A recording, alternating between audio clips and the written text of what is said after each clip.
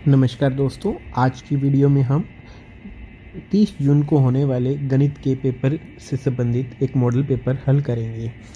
तो आइए सबसे पहले कुछ निर्देश होते हैं प्रश्न में दिए हुए, वो हम समझ लेते हैं। परीक्षार्थी सर्वप्रथम अपने प्रश्न पत्र पर नामांक अनिवार्यतः अंकित करें। सभी प्रश्न हल करने अनिवार्य हैं। प्रत्येक प्रश्न का उत्तर दी गई उत्तर पुस्तिका में ही लिखें। जिन प्रश्नों में आंतरिक खंड है उन सभी के उत्तर एक साथ ही लिखें। प्रश्न संख्या 27 और 29 में आंतरिक विकल्प हैं। अपनी उत्तर पुस्तिका के पृष्ठों के दोनों ओर लिखिए। यदि कोई रफ कार्य करना हो तो उत्तर पुस्तिका के अंतिम पृष्ठों पर करें तथा इन्हें तिरछी लाइनों से काट दें और उन पर रफ कार्य लिख दें। प्रश्न संख्या 26 का लेखा चित्र ग्राफ पेपर पर बनाना है। ठीक है, तो कुछ निर्देश है। चलिएगा अब हम प्रथम प्रश्न को शुरू करते हैं। पहला प्रश्न हमें दिया गया है 589 और 511 का गुणनफल ज्ञात करने वाले श्रेष्ठ उत्तर का उपयोग कीजिए। तो हम देखते हैं कि ये जो हमें 589 और 511 दिए, इनका पहला अंक तो सेम है और बाद वाले दोनों अंकों का 89 और 11, इन दोनों का योग है वो 100 बन रहा है। ठीक है, तो मैं इनको एकाधिकीन पूर्वेन सूत्र से सरल कर सकता हूँ। तो उस उत्तर का यूज़ करेंगे। हमें संख्या दी गई है 589 और 511। ठीक है भी, तो एकाधिकीन पूर्वेन सूत्र में हम क्या करते हैं, जो पहला अंक है उसको उसके आगे वाले अंक से, यानी कि 5 है, 5 को हमने 6 से गुना करना है। ठीक है, एक जोड़कर एक अधिक से। ओके, और 89 और 11 का मल्टीप्लाई करके 4 अंकों में लिखना है। ओके, तो हमने इनका गुना किया, 5 6 30 और 89 और 11 का मल्टीप्लाई भी कर लेते हैं। 89 और 11 का हमने मल्टीप्लाई कर लिया। ठीक है, तो ये हो गया 9898। ओके, 9 और ये हो गया 7 और ये हो गया 9। ठीक है, 4 अंकों में लिखना है तो 0979। ठीक है भाई, तो ये आपका आंसर आ गया 300979। ओके, ठीक है भाई, ये आंसर हो गया। और ये जो रफ कार्य है आपने, ये रफ अंतिम प्रश्न पे करना होगा, तो मैं इसे यहाँ से इरेज कर देता हूँ। ठीक है, ओके, चलिए अब हम इसके दूसरे क्वेश्चन पे चलते हैं। दूसरे क्वेश्चन में हमें दिया गया है, हल कीजिए x+1 x+9 is equal to x+3 x+3। ठीक है, तो इस प्रश्न को सॉल्व करने के लिए आपको एक सूत्र याद रखना होगा। क्या? x is equal to minus अचर पदों का अंतर बटा में x के गुणाकों का अंतर। ओके, चलिए तो इस सूत्र को देखते हैं किस प्रकार से अप्लाई करना है। अचर पद, लेफ्ट साइड में अचर पद बनेगा जब 1 का गुना इस 9 से होगा। ठीक है, तो अचर पद कितना हो गया 9, माइनस राइट साइड में अचर पद कब बनेगा जब 3 का गुना इस 3 से होगा, तो ये हो गया 9, माइनस x के गुना। x के गुणाकों का अंतर लेना हमने, तो x का गुना कब बनेगा जब इस 1 का गुना इससे होगा, 1x आएगा, और इस x का गुना इससे होगा तो 9x आएगा। तो 9x और 1x यानी कि 10x हो गए, तो 10 हो गया। अभी x का गुना लेना माइनस, इधर x का गुना कब बनेगा जब इन दोनों का गुना होगा और इन दोनों का गुना होगा, तो 3x और 3x ही हो गए 6x, यानी कि 6 आ गया। x बराबर माइनस ये 0/4 यानी कि 0 आपका आंसर आ गया। ठीक है बच्चों, इस सूत्र का उपयोग हम बहुत जगह कर सकते हैं। जैसे ये लिखा हुआ है ax + b is equal to cx + d। अगर इस तरह की इक्वेशन आती है तो भी हम x इज इक्वल टू ये लिखते हैं माइनस अचर पदों का अंतर, यानी कि b - d अपॉन में a - c। ठीक है, अगर इस प्रकार से ax + b अपॉन में p is equal to cx + d upon में q, ये टर्म आती तो भी हम x इज इक्वल टू अचर पदों का अंतर। तो अभी अचर पद का बनेगा जब q का गुना इससे होगा। ठीक है, यानी कि bq माइनस pd अपॉन के अंदर। ओके, एक माइनस स्टार्टिंग में लिखना, इधर bq माइनस और pd अचर पद हो गए, और इधर x के गुणाकों का अंतर लेना हमने, तो ये आएगा aq माइनस cp। ठीक है भी, तो इस सूत्र का हम बहुत जगह यूज़ कर सकते हैं। अगर इनका रेसिप्रोकल आता है, यानी कि p अपॉन में ax + b और q अपॉन में cx + d होता है, तो भी हम यही करते हैं। ठीक है, तो इस सूत्र को आप याद रखिएगा। चलिएगा हम अगले क्वेश्चन पे चलते हैं। इसे इरेज कर देते हैं यहाँ से, इनकी आवश्यकता नहीं है हमें।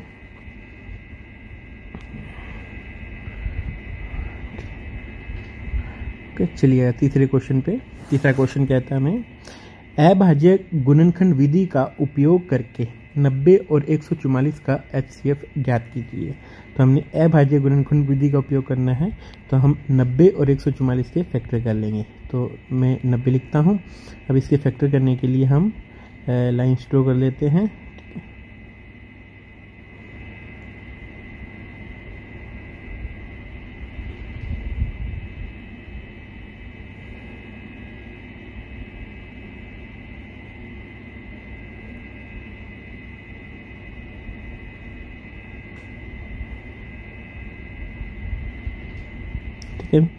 चलिए, अब हम सबसे पहले 2 का डिवाइड करते हैं। तो 2 का डिवाइड करेंगे 45 आ जाएगा।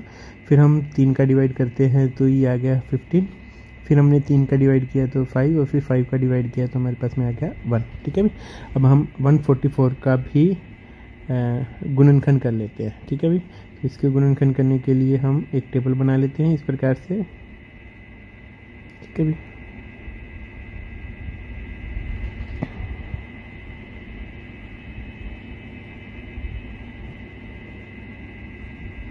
तो सबसे पहले हमने 2 का भाग दिया। ठीक है। तो ये हो गया 72 पे गया। फिर 2 का भाग दिया तो आ गया 36। फिर हमने 2 का भाग दिया तो ये आ गया 18 हमारे पास में। फिर 2 का भाग दिया तो आ गया 9। अब हमने 3 का भाग दिया तो ये आ गया 3, और फिर 3 का भाग देंगे तो हमारे पास में आ जाएगा 1। ठीक है। इस लाइन को कंप्लीट कर लेते हैं हम।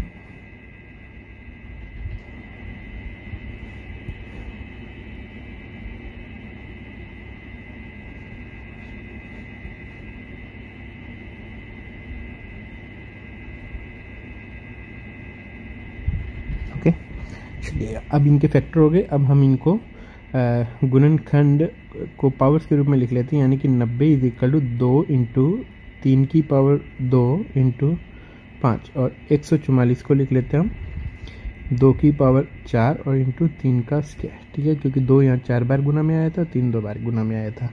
अब हम HCF लिखते हैं। HCF होता है हमारे पास में उभयनिष्ठ गुणनखंडों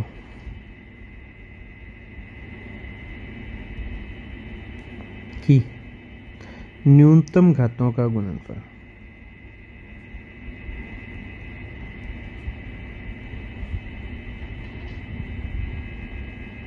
ठीक है।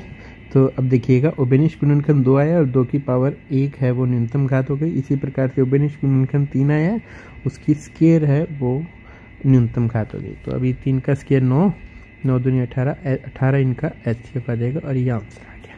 ठीक है बच्चों, क्वेश्चन में आया होगा आपको। चलिएगा, अब हम इसके चौथे क्वेश्चन पे चलते हैं। चौथे क्वेश्चन में कहता है 1 माइनस कोस 2 थीटा अब बटा में साइन 2 थीटा का मान थीटा बराबर 45 डिग्री पर ज्ञात कीजिए। हल शुरू करते हैं। तो हमने थीटा का मान 45 रख देना है। तो 1 माइनस कोस 2 थीटा, थीटा की जगह है 45 डिग्री, बटा में साइन 2 थीटा, थीटा की जगह है 45 डिग्री। ठीक है। तो ये हो गया 1 माइनस कोस 90 डिग्री बटा में साइन 90 डिग्री। ओके। और 1 माइनस कोस 90 का मान होता है 0 और साइन 90 का मान होता है 1।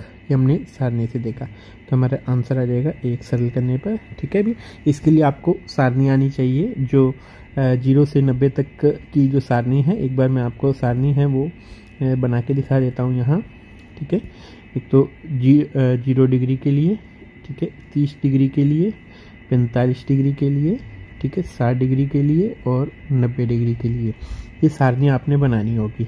अगर ये सारणी अगर आपको अच्छे से आएगी तो आप इस प्रकार के 1 नंबर के प्रश्न को अच्छे से सॉल्व कर पाएंगे। ये सारणी बहुत जगह काम आएगी। ठीक है। साइन के मान, कोस के मान आ जाएंगे। ठीक है भी। और फिर यहाँ, ठीक है, इस प्रकार की आप एक सारणी बना लीजिएगा।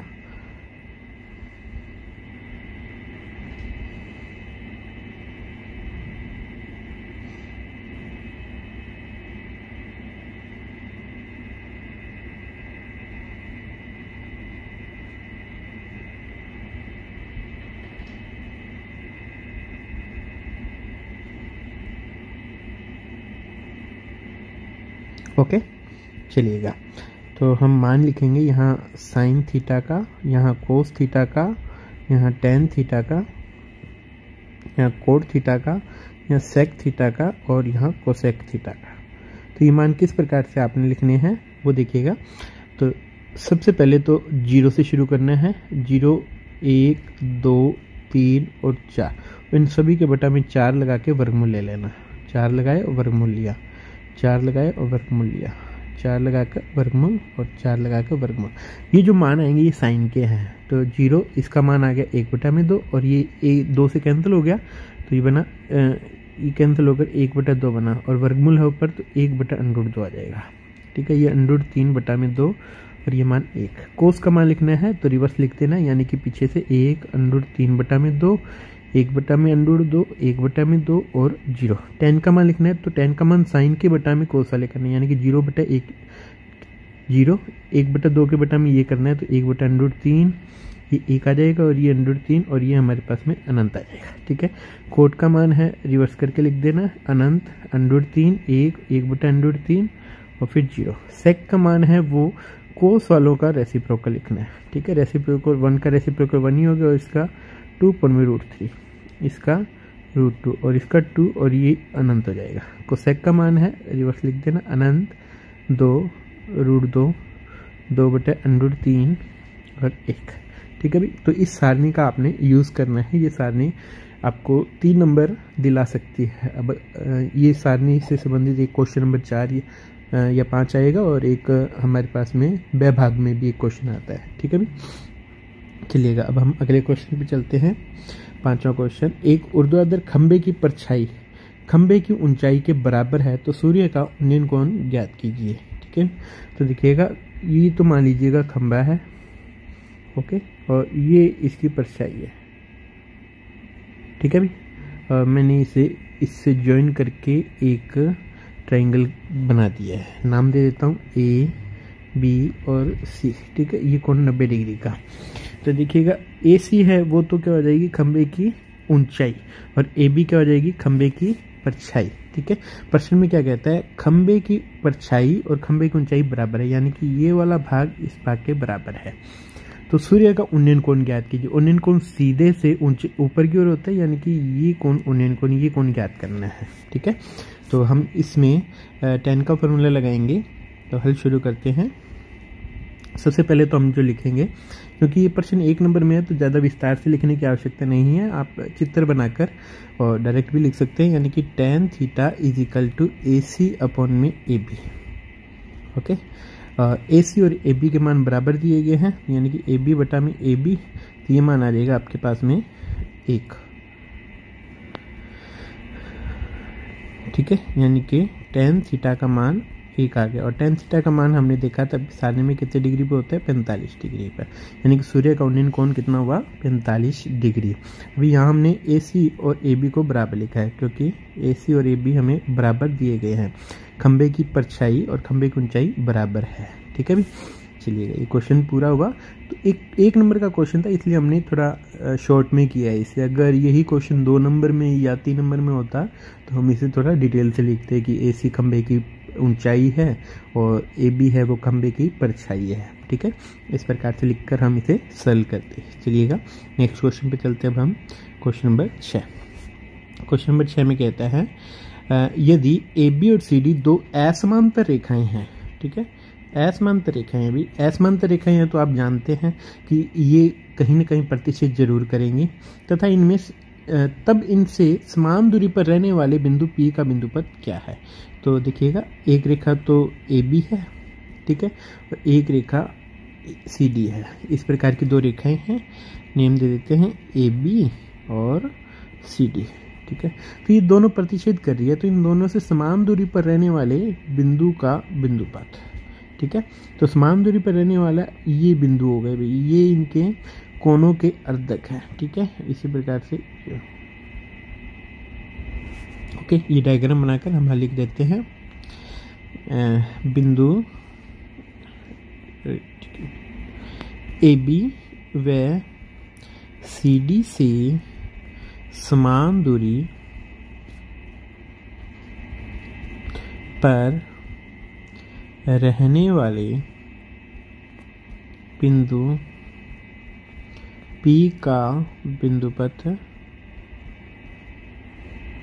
दोनों रेखाओं के मध्य बने कोणों का अर्धक है। अर्धक युग्म है, ठीक है, क्योंकि ये दो रेखाएं दो आती है, एक तो ये वाली और एक ये वाली, ठीक है। अर्धक युग्म है। ओके, ये आंसर हो गया। चलिए अब हम नेक्स्ट क्वेश्चन पे चलते हैं। क्वेश्चन नंबर 7 में कहता है दिए गए चित्र में कोण AOC, ठीक है, 136 डिग्री है। ADC ज्ञात कीजिए। ADC यानी कि ये वाला कोण हमने ज्ञात करना है। तो अब ये कोण किस प्रकार से ज्ञात करेंगे हम? तो देखिएगा AOC ये तो केंद्र पे बना गया और AEC ये परिधि पर बना हुआ कोण है, ठीक है। हम जानते हैं कि केंद्र वाला परिधि का हमेशा दुगना होता है, यानी कि ये कितना होना चाहिए? 136 का ये आधा होगा, तभी ये हमारे पास में 136 आएगा। तो 136 का आधा हमारे पास में ये हो गया 68 डिग्री, ठीक है। अभी ये हमने किसकी सहायता से किया कि केंद्र पर बना कोण परिधि पर बने कोण का दुगना होता है, इसलिए AEC का मान 68 आ जाएगा, ठीक है। अब ये देखिएगा ADCE ये एक चक्रीय चतुर्भुज हो गया। चक्रीय चतुर्भुज के कोणों का जो सम्मुख कोणों का जोड़ है वो 180 होता है, संपूरक होते हैं। तो ये 68 डिग्री है, तो ये हमारे पास में 112 डिग्री आएगा, तभी ये दोनों का जोड़ है वो 180 बनेगा, ठीक है। अब इस चीज़ को हमने लिखना है। हमारा आंसर तो आ चुका है, अब हमने लिखना है, ठीक है। 1 नंबर का है, तो देखिएगा सबसे पहले लिखते हैं कि कोण AOC is equal to 2 times of कोण AEC। ये ऐसा क्यों लिखा? क्योंकि केंद्र पर बना कोण परिधि पर बने कोण का दुगना होता है, ठीक है भी। चलिए क्या कोण AOC का मान 136 डिग्री इज इक्वल कोण 2 AEC। तो यहाँ से AEC का मान आ जाएगा, ये कितना आ गया? AEC का मान 136 में हमने 2 का भाग दे दिया और ये आ गया हमारे पास में 68 डिग्री, ठीक है। अब लिखेंगे चूंकि कोण AEC प्लस कोण ADC ये इन दोनों का जोड़ 180 होना चाहिए। क्यों होना चाहिए? क्योंकि ये चक्रीय चतुर्भुज के सम्मुख कोण है। चक्रीय चतुर्भुज के सम्मुख कोण,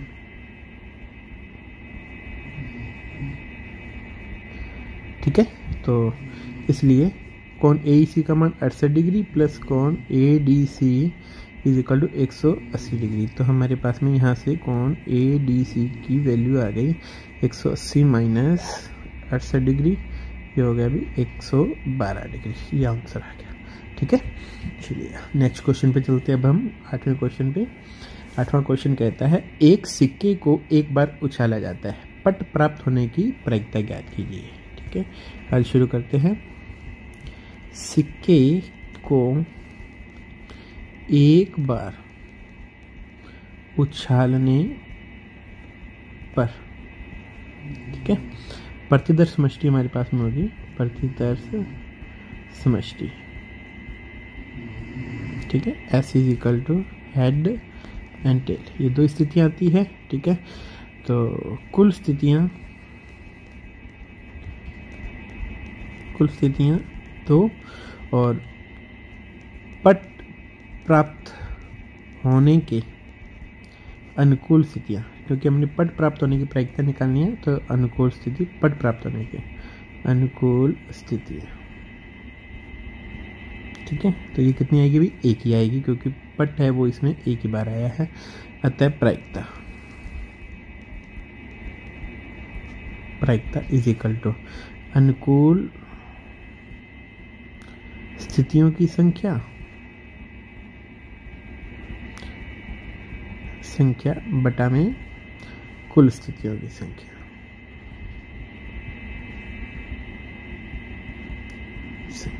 ठीक है। तो ये कितनी आ गई भाई? 1/2। ये हमारा आंसर आ गया है, ठीक है बच्चों। चलिएगा अब 9th क्वेश्चन पे चलते हैं। 9th क्वेश्चन हमें कहता है एक कार के लिए रुकने की दूरी 45 मीटर है, अवरोध दूरी 20 मीटर है, तब प्रतिक्रिया दूरी ज्ञात कीजिए, ठीक है। तो इसके लिए हमें एक सूत्र याद रखना है, ठीक है। और वो सूत्र क्या है, R = A + P, ठीक है। R यानी कि रुकने की दूरी, A अवरोध दूरी और ये P प्रतिक्रिया दूरी, ठीक है। तो इसके लिए हमें रुकने की दूरी 45 मीटर दी हुई है, अवरोध दूरी 20 मीटर है, प्रतिक्रिया दूरी ज्ञात करनी है। तो हम लिख लेते हैं रुकने की दूरी बराबर अवरोध दूरी प्लस प्रतिक्रिया दूरी, ठीक है। तो रुकने की दूरी 45 मीटर, अवरोध दूरी 20 मीटर प्लस और प्रतिक्रिया दूरी हमने ज्ञात करनी है, प्रतिक्रिया दूरी। तो प्रतिक्रिया दूरी यहाँ से आ जाएगी अपने पास में, ये 20 इधर आके माइनस का हो जाएगा, तो 45 - 20 यानी कि 25, यानी कि प्रतिक्रिया दूरी = 25 मीटर, ठीक है भाई। चलिएगा नेक्स्ट क्वेश्चन पे चलते हैं। अब इसके 10th क्वेश्चन पे, 10th क्वेश्चन कहता है एक 10 मीटर ऊंची यातायात टावर के शीर्ष पर एक सीसीटीवी कैमरा लगा हुआ है। इस कैमरे पर सड़क पर स्थित वाहन के साथ उन्नयन कोण 45 डिग्री है। वाहन की टावर से दूरी ज्ञात कीजिए। तो देखिएगा ये तो 10 मीटर ऊंचा टावर हो गया, ठीक है। और इससे कुछ दूरी पर एक वाहन है और वाहन का इसके साथ में, कैमरे के साथ में उन्नयन कोण है वो कितना दे रखा है, 45 डिग्री, ठीक है। हमें 45 डिग्री उन्नयन कोण दिया हुआ है, ओके। और ये इसकी यातायात टावर की जो ऊंचाई है वो 10 मीटर है। नेम दे देते हैं A, B और C। तो आप ध्यान रखिएगा जब भी ये 45 डिग्री आता है तो ये दूरी और ये दूरी बराबर होती है। पूछिए कौन सी, 10 मीटर ऊंचे यातायात टावर, ये टावर हो गया अभी AC 10 मीटर ऊंचा, इसके शीर्ष पर यहाँ CCTV कैमरा लगा हुआ है। इस कैमरे से सड़क पर स्थित वाहन के उन्नयन कोण 45 डिग्री है, उन्नयन कोण यहाँ से 45 डिग्री हो गया, ठीक है। वाहन की टावर से दूरी यानी कि AB दूरी हमने ज्ञात करनी है, ठीक है। तो tan 45 डिग्री = AC/में AB, ओके। तो 45 का मान 1 हो गया और AC का मान 10/AB, इसलिए AB का मान आ गया अपने पास में 10 मीटर, ठीक है। अतः ये हमने निकाला है वाहन की टावर से दूरी 10 मीटर है, ठीक है भाई। चलिएगा अब हम नेक्स्ट क्वेश्चन पे चलते हैं, 11th क्वेश्चन पे। 11th क्वेश्चन कहता है भाग विधि का उपयोग करके रूट 6889 को हल कीजिए, ठीक है। और चलिएगा अब हम इसे हल कर लेते हैं। भाग विधि का उपयोग करना, हमने वर्गमूल ज्ञात करना है। तो भाग विधि के लिए हम सबसे पहले तो भाग का निशान बनाते हैं, ठीक है। और इसमें 6889 को लिख लेते हैं। वर्गमूल ज्ञात करने के लिए सबसे पहले हमें क्या करना पड़ता है, 2 के जोड़े बनाने पड़ते हैं, ठीक है। अब एक ऐसी संख्या लेनी है जिसका वर्ग है 68 से कम या बराबर हो। तो हम 8 को लेते हैं, ठीक है। तो 8 का वर्ग है वो 8 × 64 होता है, जो इससे थोड़ा सा कम है। अगर मैं 9 ले लेता हूँ तो 81 ज़्यादा हो जाएगा, ओके। अब हमने क्या करना है, फिर से भाग का निशान बनाना है और इनका अंतर पहले तो लिखना है 4 और फिर ये जोड़ा ही उतार लेना है 89। अब इस यहाँ जो संख्या है इसका डबल यहाँ लिखना है, तो 8 दूनी 16। अब मैंने इसके आगे एक ऐसी संख्या लगानी है, उसी से मल्टीप्लाई करना है।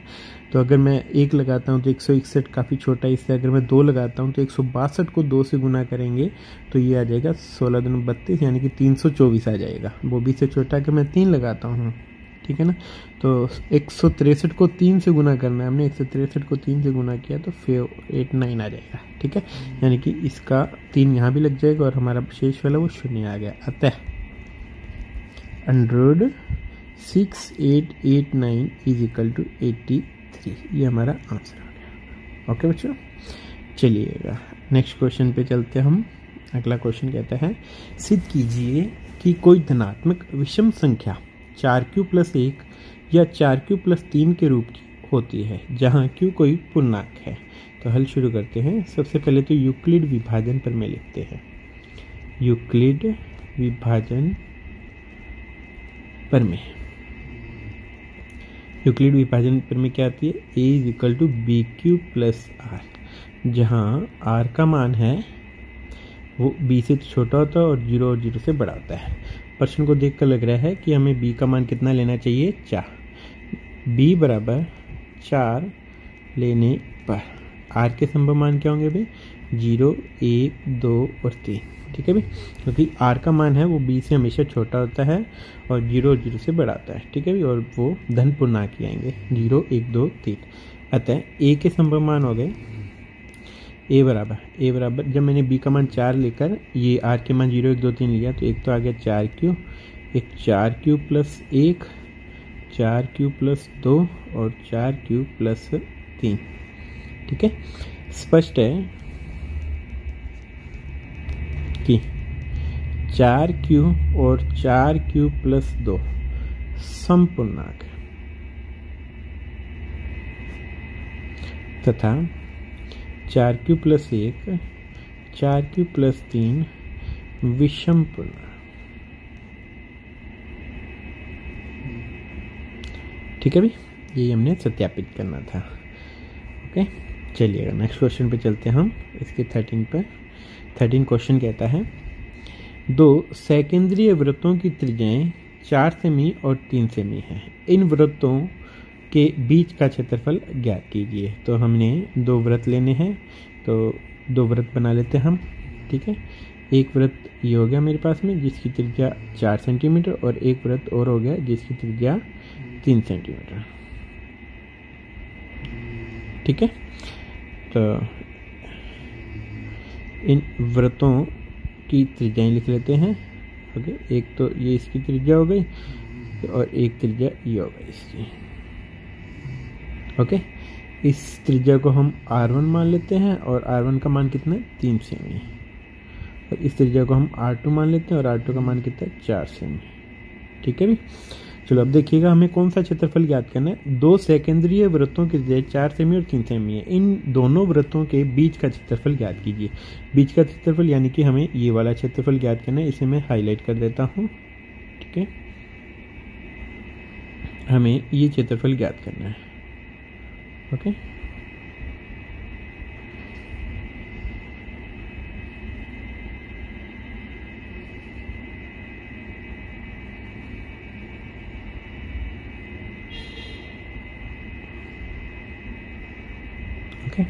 तो इस क्षेत्रफल को हम ज्ञात करेंगे। ठीक है, इस क्षेत्रफल को सबसे पहले तो हम लिख लेते हैं R1।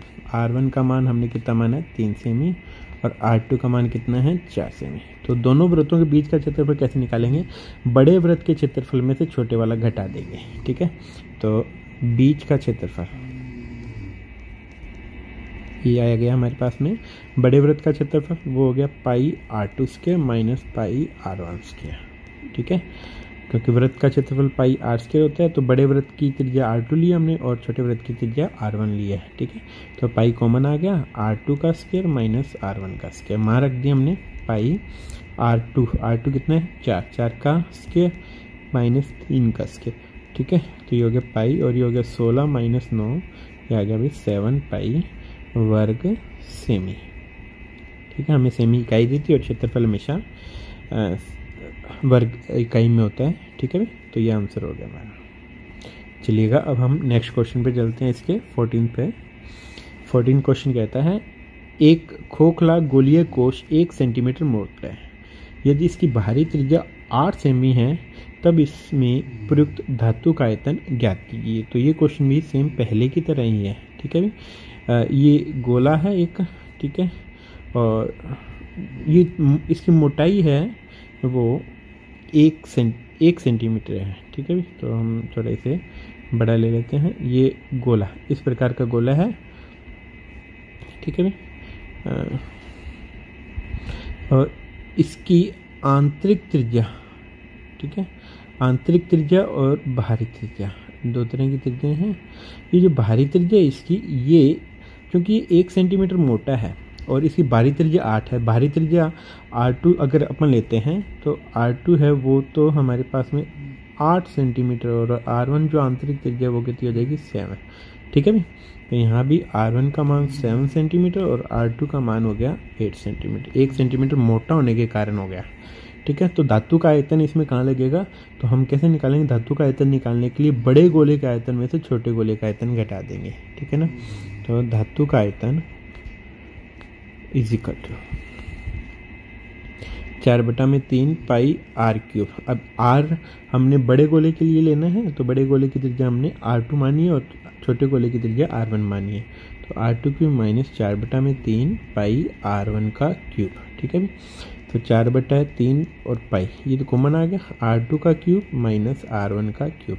अब R1 और R2 के मान रख देते हैं, 4/3 पाई R2 का मान कितना है भी 8 का क्यूब माइनस 7 का क्यूब।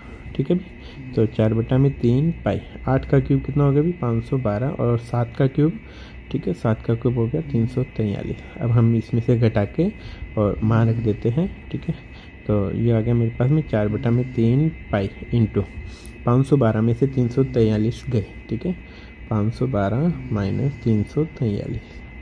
ठीक है, तो ये कम किया, 12 में से 3 गए तो आगे 9, यहाँ 50 बचा, 50 में से 34 गए तो आगे 16, तो 169। अब आप इनका मल्टीप्लाई करके 3 का डिवाइड करके भी लिख सकते हैं, और अगर डिवाइड नहीं हो रहा है तो मल्टीप्लाई करके ही लिख देते हैं हम इसे। 169 को 4 से मल्टीप्लाई किया। ठीक है, 9 चौके 36, 7 से बची 3, ठीक है 16 चौके 64, 65, 66, 67, तो 676 पाई अपन में 3। ओके, और ये हम इरेज कर देते हैं क्योंकि ये काम हमने रफ कॉपी पे करना है।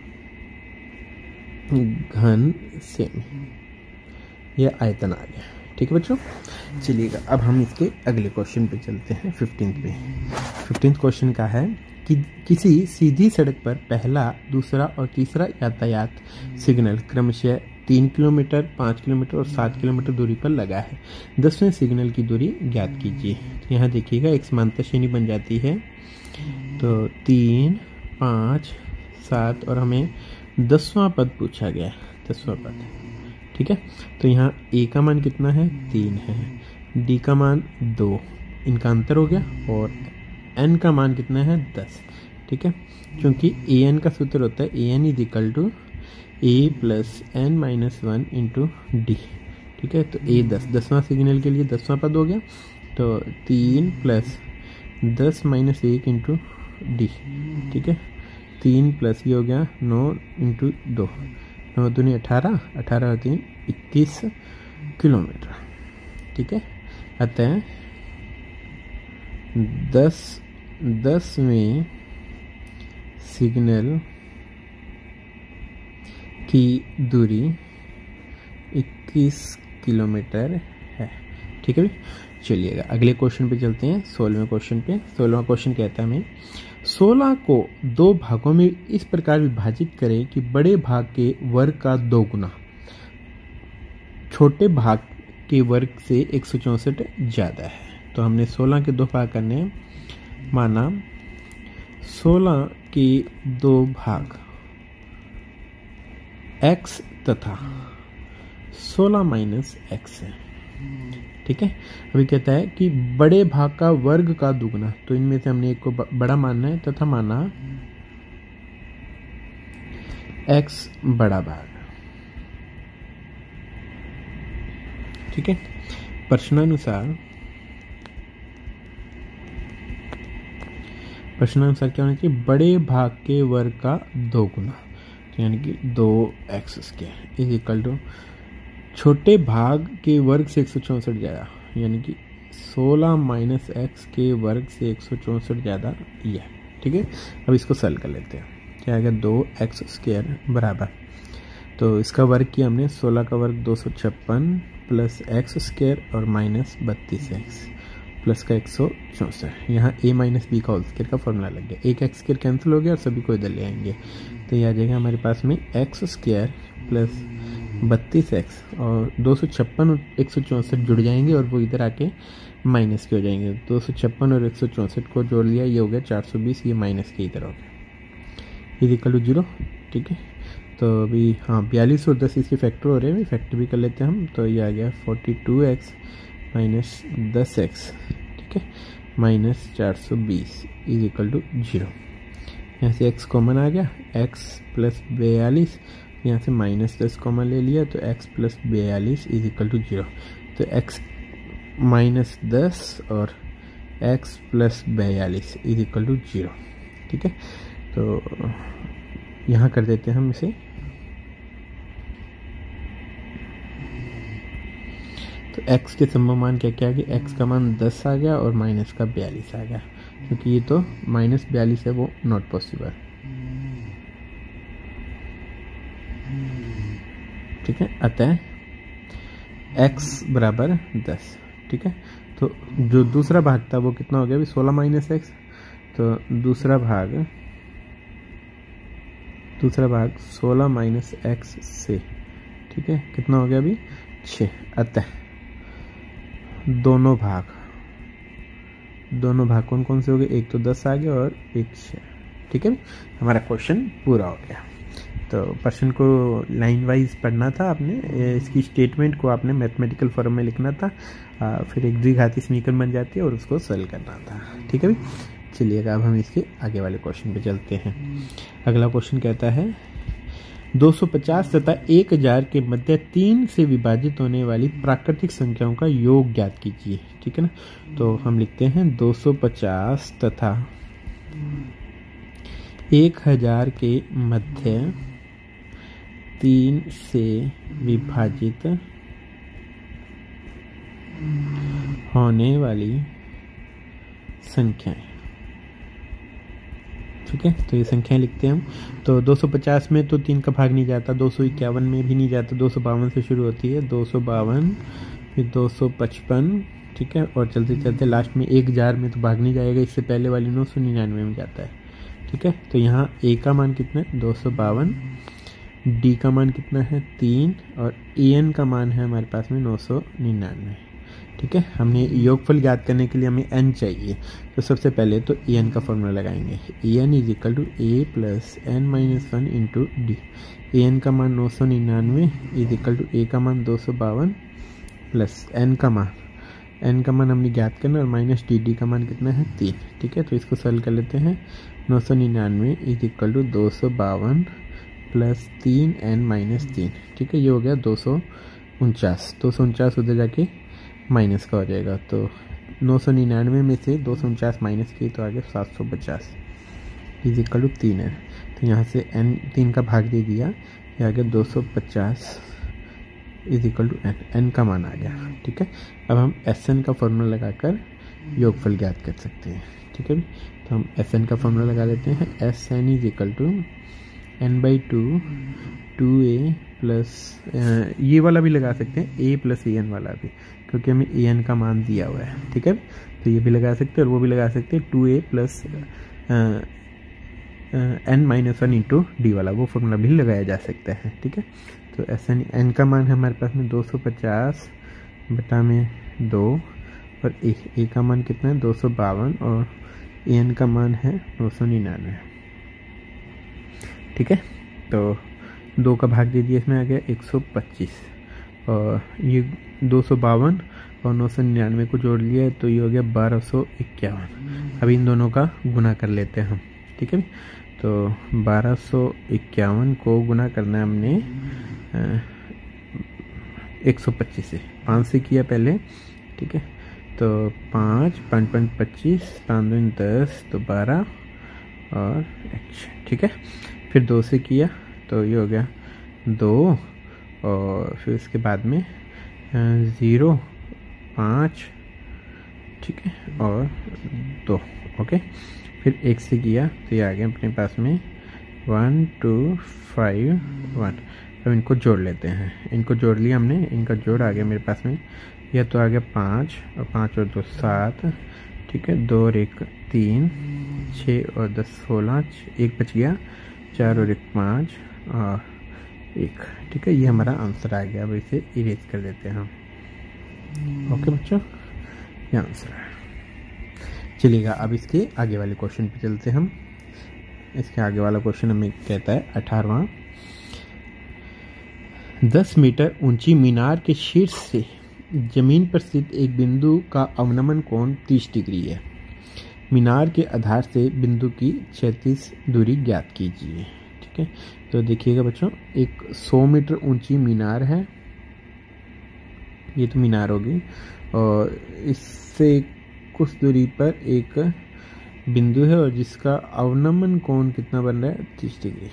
ठीक है, तो देखिएगा अवनमन कोण हमेशा ही क्षैतिज से नीचे की ओर बनता है, यानी कि ये कोण कितना होगा, 30 डिग्री। ये कोण शीर्ष से कहा गया, शीर्ष से जमीन पर स्थित एक बिंदु का अवनमन कोण 30 डिग्री, तो ये कोण भी एकांतर होने के कारण 30 डिग्री हो गई। ये मीनार होगी और इसकी ऊंचाई कितनी है, 100 मीटर। नेम दे दिया ए, बी और सी।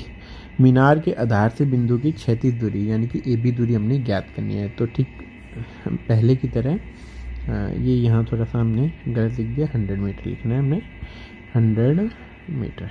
ठीक है, तो वही पहले की तरह tan 30 degree is equal to AC upon में AB। तो tan 30 का मान कितना होता है, 1/√3 बराबर AC का मान 100 है और AB का मान ज्ञात करना है, तो AB इज इक्वल टू आ जाएगा 100√3 मीटर। ठीक है, इसके पहले हमें लिखना पड़ेगा कि AC मीनार है और B है वो बिंदु है, मीनार के आधार से जमीन से कुछ दूरी पर स्थित एक बिंदु है। ठीक है, तो ये लाइन आपने लिखनी पड़ेगी यहाँ, तो हम यहाँ लास्ट में लिख देते हैं, अतः बिंदु की मीनार के आधार से क्षैतिज दूरी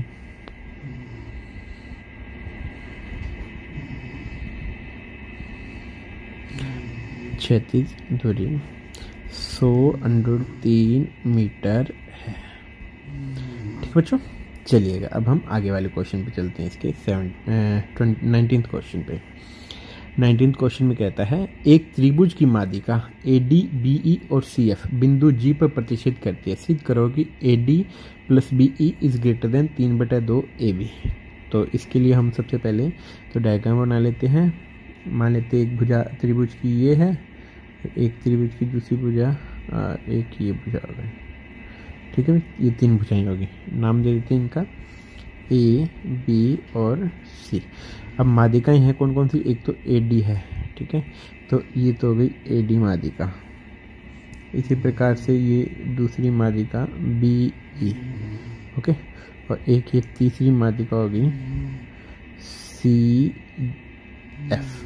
ठीक है, ये 3 माध्यिकाएं होगी, एक तो BE और एक CF, BE और एक हो गई ये CF। ठीक है, अब हमने ये सिद्ध करना है। अब ये सिद्ध करने के लिए इसमें एक तो AD आ रहा है, ये AD की माध्यिका, एक तो AD आ रहा है और एक BE आ रहा है और एक AB आ रहा है। तो मैं ऐसा करता हूँ कि ये त्रिभुज ले लेता हूँ।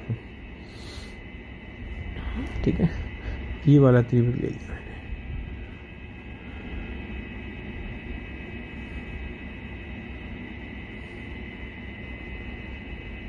ये त्रिभुज ले लिया।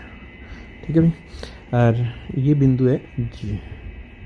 ओके, अब इस त्रिभुज के अंदर देखिएगा, हम जानते हैं कि त्रिभुज की 2 भुजाओं का योग तीसरी भुजा से हमेशा बड़ा होता है। हल शुरू करते हैं, लिखते हैं, क्योंकि त्रिभुज की 2 भुजाओं का योग तीसरी भुजा से बड़ा होता है,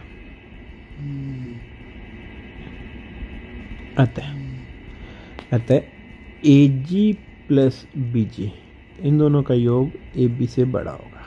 ठीक है, अभी AG है, AG है वो AD की 2/3 होती है, 2/3 AD, और BG है वो BE की 2/3, BE is greater than AB। 3/2 का गुना कर दिया हमने, तो हमारे पास में आ गया AD plus BE greater than 3/2 AB। Hence proof, ये प्रूव हो गया। ठीक है, बस सिंपल सा क्वेश्चन था, आपको समझ में आ गया होगा उम्मीद है, क्योंकि जो केंद्रक होता है वो माध्यिका को 2:1 में बांटता है। तो ये 2 हिस्से हो गए और ये 1 हिस्सा हो गया, यानी कि ये जो BG है वो BE की 2/3 होगी, और इसी प्रकार AG है वो AD की 2/3। ठीक है भाई, चलिए नेक्स्ट क्वेश्चन पे चलते हैं हम 20th पे। 20th क्वेश्चन हमें कहता है, दिए गए चित्र में त्रिभुज ABC में PQ पैरेलल AC, PQ है वो AC के पैरेलल देगी है, तो AC ये पैरेलल है, दैट्स मीन ये त्रिभुज BQP और BCA ये दोनों त्रिभुज समरूप त्रिभुज होंगे। ठीक है, तो पहला स्टेप तो हम ये लिख लेते हैं, क्योंकि PQ is parallel to AC, अतः त्रिभुज BQP इज सिमिलर टू त्रिभुज BCA। ओके, अब हमें दिया गया है इस प्रकार है कि BP अपॉन में BA इज इक्वल टू 1/√2, क्योंकि BP अपॉन में BA ये हमें 1/√2 दिया गया है। अभी कहता है तब सिद्ध कीजिए कि त्रिभुज BPQ का क्षेत्रफल BPQ का क्षेत्रफल इज इक्वल टू समलंब चतुर्भुज ACPQ का क्षेत्रफल, ये समलंब चतुर्भुज का क्षेत्रफल और ये त्रिभुज का क्षेत्रफल दोनों बराबर है, ये सिद्ध करना है। ठीक है, अब हम जानते हैं कि अगर त्रिभुज समरूप होते हैं तो उनके समरूप त्रिभुजों को जो क्षेत्रफलों का अनुपात होता है उनकी भुजाओं के वर्गों के अनुपात के बराबर होता है। लिखेंगे क्योंकि त्रिभुज BQP इज सिमिलर टू त्रिभुज BCA, अतः त्रिभुज BPQ का क्षेत्रफल बटा में त्रिभुज BAC का क्षेत्रफल इज इक्वल टू भुजाएं यानी कि BP अपॉन में BA इनके वर्ग हो गए। ठीक है, और ये BP अपॉन में BA का वर्ग लिखा जा सकता है, और ये मान हमें दे रखा है 1/√2 और इसका स्केल यानी कि आ गया 1/2। तो हम यहाँ से देख सकते हैं BPA यानी कि ये वाला जो क्षेत्रफल है और पूरा जो क्षेत्रफल है उसका दोनों का अनुपात 1/2 है। ठीक है, तो यहाँ से हम ये कह सकते हैं कि इसको इधर ले जाएंगे और इसको उधर ले जाएंगे। ठीक है, क्रॉस मल्टीप्लाई कर देंगे। तो नेक्स्ट पेज पे चलते हैं हम, यहाँ एक पेज इंसर्ट कर लेते हैं हम।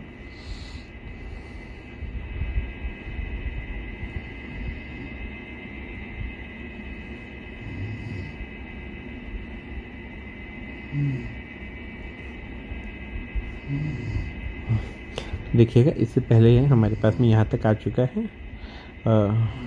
अब क्या करेंगे, हम क्रॉस मल्टीप्लाई कर लेंगे। तो ये तो इस 1 से गुना होगा, 2 का गुना इससे होगा, तो हम लिखते हैं 2 त्रिभुज BPQ का क्षेत्रफल इज इक्वल टू त्रिभुज BAC का क्षेत्रफल।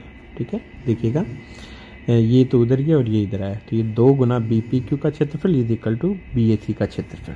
ठीक है, अभी BAC का क्षेत्रफल है उसे मैं इसका और ये समलंब चतुर्भुज का क्षेत्रफल लिखा सकता हूँ, यानी कि 2 त्रिभुज BPQ का क्षेत्रफल इज इक्वल टू त्रिभुज BPQ का क्षेत्रफल और प्लस समलंब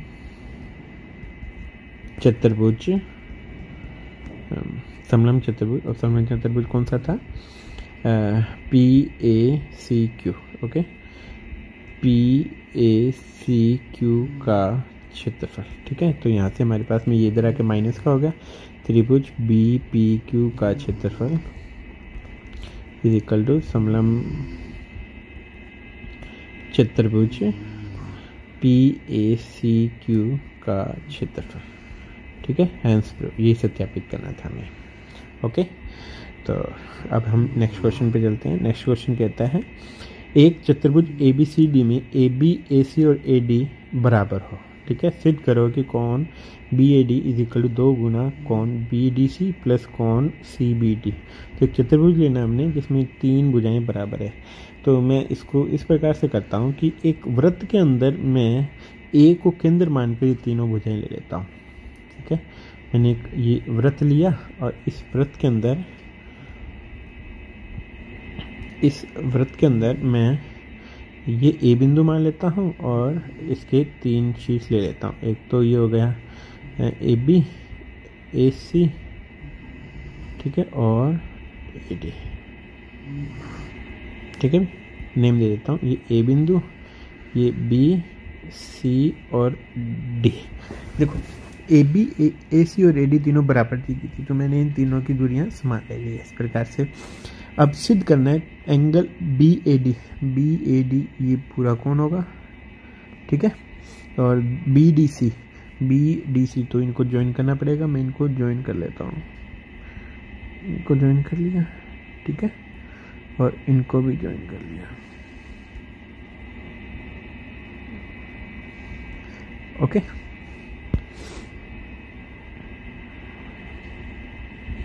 ठीक है भाई, चलिएगा अभी हमने कौन कौन से कोण लेने हैं। एक तो कोण बी ए डी ये वाला हो गया, एक बी डी सी, ठीक है, बी डी सी और बी डी सी ये वाला कोण होगा, ओके। और सी बी डी ये वाला कोण होगा, ठीक है। तो ये कोण इनमें संबंध निकालना हमने। अब ये संबंध हम किस प्रकार से निकालेंगे, ये संबंध निकालने के लिए मैं ऐसा करता हूँ कि इस कोण को मान लेता हूँ, इस कोण को मैंने x मान लिया और इसको y मान लिया और इसको z मान लिया, ठीक है। माना कोण बी ए डी बराबर x, कोण बी डी सी ये y मान लिया और कोण सी बी डी इक्वल ये z मान लिया, ठीक है। अब मैं ऐसा करता हूँ, क्योंकि ये केंद्र पे बना कोण है तो परिधि पर बना कोण इसका क्या होगा भाई, आधा हो जाएगा, ठीक है। तो ये मैंने एक परिधि पर कोण बना दिया और ये नाम दे देता हूँ ई बिंदु, ठीक है। तो ये कोण हो गया मेरे पास में कितना, x/2, ओके, ठीक है। और ये कोण कितना हो जाएगा, ये कोण क्योंकि ये त्रिभुज है, इस त्रिभुज में तीनों कोणों का जोड़ होता है 180, तो ये कोण हो जाएगा मेरे पास में 180 minus y minus z, okay. अब लिखेंगे चूंकि angle b e d is equal to x/2, और ये x/2 क्यों हो गया, क्योंकि केंद्र पर बना कोण परिधि पर बने कोण का दुगना होता है, तो परिधि वाला आधा हो जाएगा, ठीक है।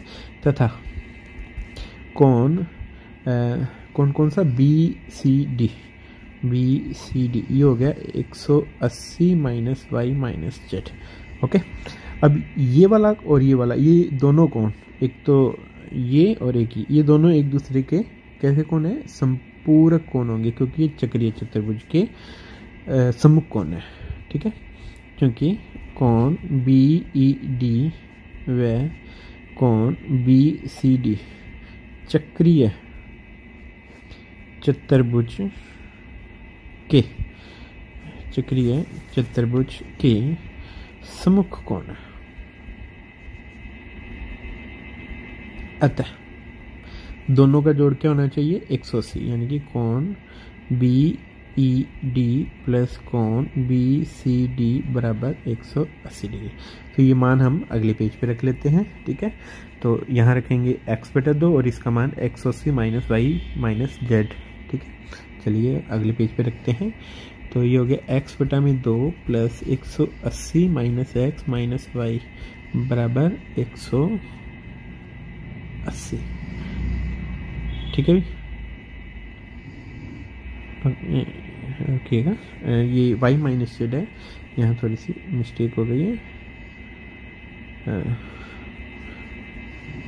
y minus z is equal to 180 degree, ठीक है। तो 180 से 180 कैंसिल हो गया, तो x/2 is equal to y plus z, या फिर x इज इक्वल टू 2 गुना वाई प्लस जेड। अब हम x क्या माना था, हमने x माना था कोण बी ए डी, ओके। यहाँ लिख देते हैं कोण b a d is equal to 2, y क्या माना था हमने, y माना था हमने इस कोण को, ठीक है। और बी डी सी कोण बी डी सी और प्लस z कौन सा कोण माना था हमने, z माना था हमने सी बी डी को, ठीक है, कोण c b d, okay. Hence यही सत्यापित करना था, ओके। तो ये बार बार एंगल पूरा लिखने के बजाय हम इनको शॉर्ट फॉर्म में x, y और z मान सकते हैं, ठीक है। चलिए अगला क्वेश्चन 22वां क्वेश्चन हमें कहता है 3 सेंटीमीटर त्रिज्या वाले वृत्त के व्यास के दोनों सिरों पर स्पर्शरेखाएं खींचिए और इसका निष्कर्ष भी ज्ञात कीजिए। तो हमें 3 सेंटीमीटर त्रिज्या, ठीक है, त्रिज्या लेनी है हमने 3 सेंटीमीटर त्रिज्या वाले वृत्त के व्यास के दोनों सिरों पर स्पर्शरेखाएं खींचनी है। तो हम एक 3 सेंटीमीटर त्रिज्या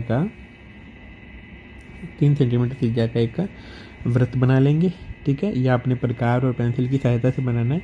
फिर हम इसका एक व्यास ले लेंगे, ठीक है, और मान लीजिएगा ये इसका व्यास है। ओके, अब इस व्यास को हम आगे की ओर बढ़ाएंगे थोड़ा।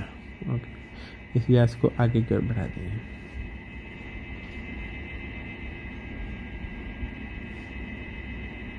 ठीक है, अब हमने क्या करना होगा कि नाम दे देते हैं। सबसे पहले तो ये बिंदु, ये तो इसका केंद्र हो गया O, और ये बिंदु B, और ये बिंदु A मान लिया। ठीक है, अब इस A बिंदु को केंद्र मानकर हमने इस A बिंदु पर हमने 90 डिग्री का कोण बनाना है। ठीक है, तो इस A बिंदु पर 90 डिग्री का कोण बनाने के लिए सबसे पहले एक आप चाप लगाएंगे, फिर एक चाप लगाएंगे, फिर एक चाप और लगाएंगे। फिर इन दोनों चापों की सहायता से हमें यहाँ एक 90 डिग्री का कोण बनाना होगा। ठीक है, तो ये काम आपने प्रकार और पेंसिल की सहायता से करना है। तो आपके पास में इस प्रकार की एक रेखा यहाँ आ जाएगी। हमने यहाँ 90 डिग्री का कोण बनाना है, किससे? प्रकार और पेंसिल की सहायता से। ठीक है, और एक आपने इस प्रकार से इधर B पर भी 90 डिग्री का कोण बना देना है। ठीक है, और ये इसकी दो समान रेखाएं आ गई, जो कि आपस में क्या होंगी? समांतर होंगी। दोनों स्पर्श रेखाएं परस्पर समांतर होंगी। ठीक है, तो आपने ये 3 सेंटीमीटर त्रिज्या का सबसे पहले तो प्रकार की सहायता से वृत्त बनाना है, और फिर A बिंदु पर 90 डिग्री का कोण प्रकार की सहायता से बनाना है। ठीक है, ओके, तो ये और B पर भी इसी प्रकार का कोण बनाकर दोनों समांतर रेखाएं, दोनों स्पर्श रेखाएं ज्ञात कर सकते हो। चलिएगा, अब इसके नेक्स्ट क्वेश्चन पे चलते हैं हम। नेक्स्ट क्वेश्चन में कहता है, दिए गए चित्र ABCD में, ये एक ABCD हमारे पास में चतुर्भुज है, 14 सेंटीमीटर भुजा वाला एक वर्ग है। इसकी भुजा में 14 सेंटीमीटर थी। ठीक है, तो अब देखिएगा, छायांकित भाग का क्षेत्रफल ज्ञात कीजिए। छायांकित भाग है, इस वर्ग के क्षेत्रफल में से 4 वृत्तों का क्षेत्रफल घटाने से प्राप्त हो जाएगा। तो मैं इस वृत्त की त्रिज्या मान लेता हूँ R। ये R है, ये भुजा भी R होगी, ये भी R होगी, और ये भी R होगी, तो ये हो जाएगी 4R। ठीक है, तो माना वृत्त की भुजा, वृत्त की त्रिज्या इज इक्वल टू R। अतः 4R का मान कितना हो गया? 14। तो R का मान कितना आ गया? 14/4 यानी कि 7/2। छायांकित भाग का क्षेत्रफल, छायांकित भाग का क्षेत्रफल ये हो गया भाई वर्ग का क्षेत्रफल माइनस 4 वृत्तों का क्षेत्रफल। ठीक है, तो वर्ग का क्षेत्रफल हो गया 14 का स्क्वायर, क्योंकि भुजा इसकी 14 है, और 4 वृत्त माइनस 4 वृत्त का क्षेत्रफल पाई R स्क्वायर। ठीक है, तो पाई का मान 22/7 और R स्क्वायर यानी कि 7/2 इंटू 7/2। एक साथ इससे कैंसिल हो गया, 2 दूनी 4 से 4 कैंसिल हो गया। 14 का स्क्वायर 196 माइनस 22 को 7 से गुना कर लेते हैं। 7 दूनी 14, 7 दूनी 14 और 1 15। ठीक है, 196 में से 154 गए। ठीक है, तो 2 और 4। ठीक है, वर्ग C में। ठीक है भाई, ये हमारे पास में छायांकित भाग का क्षेत्रफल, वर्ग के क्षेत्रफल में से 4 वृत्तों का क्षेत्रफल घटाना है। तो यहाँ हमें देखना था कि ये इस वृत्त की त्रिज्या कितनी होगी। तो वर्ग की भुजा हमारे पास में 14 है, तो ये 4R बनते हैं यहाँ से लेकर यहाँ तक। ठीक है, तो 4R का मान 14 के बराबर रख के हमने पहले त्रिज्या निकाल लिया, फिर वर्ग के क्षेत्रफल में से 4 वृत्तों का क्षेत्रफल घटा दिया। ठीक है, चलिएगा अब हम 23वें क्वेश्चन पे चलते हैं। 23वां क्वेश्चन कहता है, एक बेलन की त्रिज्या तथा ऊंचाई का अनुपात 1:3 है। ठीक है, शुरू करते हैं। बेलन की त्रिज्या और ऊंचाई का अनुपात 1:3। यदि बेलन का आयतन 3234 घन सेमी है, तब बेलन का संपूर्ण पृष्ठीय क्षेत्रफल ज्ञात कीजिए। तो यहाँ से हम पहले तो h का मान निकाल लेते हैं। h का मान आ गया 3R, क्योंकि बेलन का आयतन दे रखा हमें कितना भी 3234। अब बेलन का आयतन कितना होता है? पाई R स्क्वायर H, ये मान होता है 3234। ठीक है, तो पाई का मान 22/7 R, आर और एच दो चीज़ें हैं, तो एच का मान रख लेते हैं हम r² इंटू एच का मान है हमारे पास में 3r, ठीक है, इज इक्वल टू 3234, ठीक है। तो अभी क्या होगा कि ये 7 उधर गुना में जाएगा, 22 भाग में जाएगा और 3 भी भाग में जाएगा, तो r³ इज इक्वल टू हो गया 3234 इंटू 7 अपन में 22 और इंटू 3। तो इसको काट लेते हैं हम थोड़ा, ओके। तो r³ इज इक्वल टू, ठीक है। तो ये पहले 22 के पहाड़े से काट लेते हैं इसको, तो 22 के पहाड़े से काटा तो 22 से कम 22, 10 बच गए 103, तो 22 चौका 88, 15, ठीक है, 15 154 हो गए, तो 22 5 जाए 110, 22 का 132, 22 7 154, एक पूरा कट गया 147 गुना 7 बटा में 3, ओके। तो 3 से काट दिया तो r³ इज इक्वल टू 49 गुना 7, तो r का मान आ गया, अभी इसका घनमूल ले लिया हमने 7 आ गया, ठीक है। अतः h बराबर 3r से h का मान आ गया 3 गुना 7, तो h का मान हो गया 21। अभी हमने प्रश्न में करना क्या, बेलन का संपूर्ण पृष्ठीय क्षेत्रफल ज्ञात कीजिए। तो बेलन के संपूर्ण पृष्ठीय क्षेत्रफल का फॉर्मूला लगाएंगे। बेलन का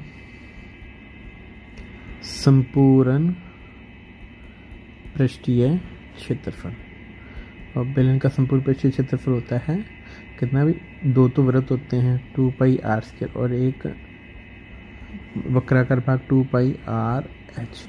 यहाँ से कॉमन आ गया आपके पास में 2πr कॉमन आ गया, r प्लस h बना है, ठीक है भाई।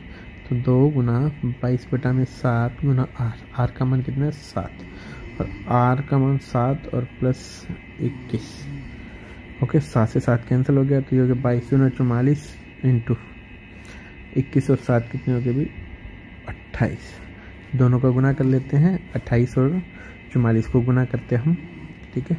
तो यहाँ 28 और ये 44, ओके। 8 चौका 32, ठीक है भाई।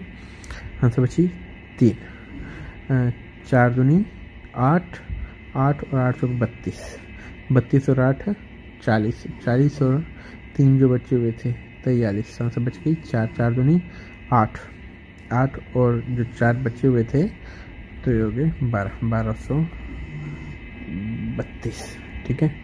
क्षेत्रफल है ये आ गया आपके पास में वर्ग सेमी, ठीक है, क्योंकि इकाई है वो सेमी में दी गई हमें, ओके। और इस चीज़ को हम यहाँ से इरेज कर देते हैं, तो ये हमारा आंसर आ गया। चलिएगा अब हम इसके नेक्स्ट क्वेश्चन पे चलते हैं। अगला क्वेश्चन कहता है निम्न सारणी में एक कक्षा के छात्रों का भार दिया गया है, इनका समांतर माध्य ज्ञात कीजिए, ठीक है। और समांतर माध्य ज्ञात करने के लिए हमें इनको सबसे पहले एक हॉरिजॉन्टल टेबल में बनाना पड़ेगा, ठीक। 25वें क्वेश्चन में हमें कहा गया है निम्न सारणी में से एक कक्षा के छात्रों का भार दिया गया है। इस सारणी में हमें कक्षा के छात्रों का भार दिया गया है, इनका समांतर माध्य ज्ञात करें। तो हमें ये आंकड़े दिए गए हैं 20, 21, 22, 23, 24, 25, 26, 27, 28 और ये इनकी छात्रों की संख्याएं दी गई है 1, 2, 6, 7, 4, 2, 3, 2, 3, ठीक है। तो हम इसे सबसे पहले तो ये क्षैतिज है, हम इसे ऊर्ध्वाधर रूप में बना लेते हैं, और ठीक है। तो हमने इन आंकड़ों को इस प्रकार से लिख लिया और साथ में fx भी ज्ञात कर लिया। और fx है वो किस प्रकार से किया, इनका मल्टीप्लाई करके 20 को 1 से कर लिया, ठीक है, 20 और 21 को 2 से किया, इस प्रकार से इनका मल्टीप्लाई करके हमने इनका जोड़ भी लगा लिया। तो माध्य का क्या सूत्र होता है भाई, माध्य बराबर, ठीक है, समीशन fi xi अपन में समीशन fi, ठीक है।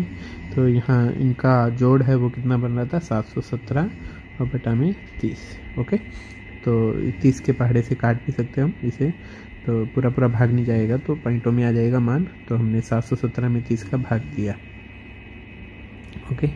तो यह 3 के पहाड़े से ही काट लेते हैं हम, ये 10 हो गया और ये 3 के पहाड़े से कट रहा है क्योंकि 7, 7, 14 और 1, 15 बन रहा है, तो 3 के पहाड़े से 3 दूनी 6, 1 बच गया 11 हो गया, 3 तिया 9 और 9 तिया 27, तो ये आ गया 23.9, ओके। ये इनका माध्य आ गया, ओके। तो ये क्वेश्चन कंप्लीट हो गया। चलिएगा हम इनके आगे वाले क्वेश्चन पे चलते हैं। आगे वाला क्वेश्चन कहता है 26वां, निम्नलिखित समीकरण युग्मों को आलेखीय विधि से हल कीजिए। और यहाँ हमें दो समीकरण दे रखी है, एक तो 2x प्लस 3y बराबर 8। तो मैं इसके लिए एक छोटी सी सारणी बना लेता हूँ जिसमें x और y के मान निकाल के रख देंगे। ओके, ये x का मान और y का मान। इसी प्रकार की दूसरी समीकरण है जो x माइनस 2y बराबर -3, इसके लिए भी हम एक सारणी बना लेते हैं। ठीक है, यहाँ x का मान और y का मान। चलिए शुरू करते हैं। इसके अंदर सबसे पहले मैंने y का मान 0 रख दिया। y का मान 0 रखा तो x का मान मेरे पास में 4 आ गया।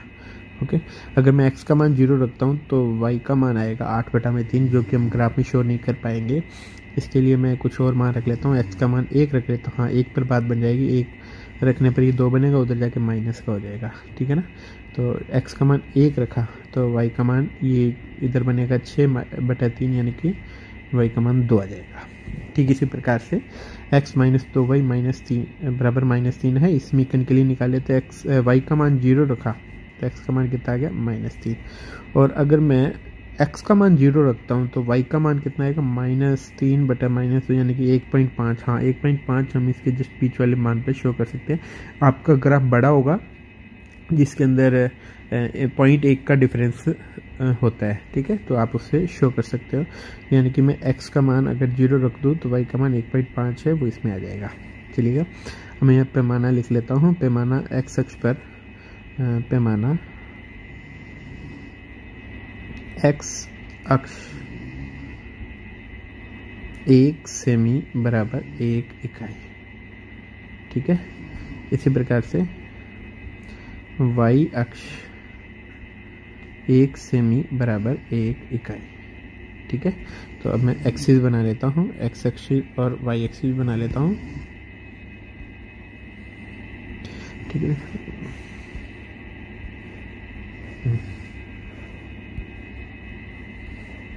तो ये तो हो गई मेरी x अक्ष।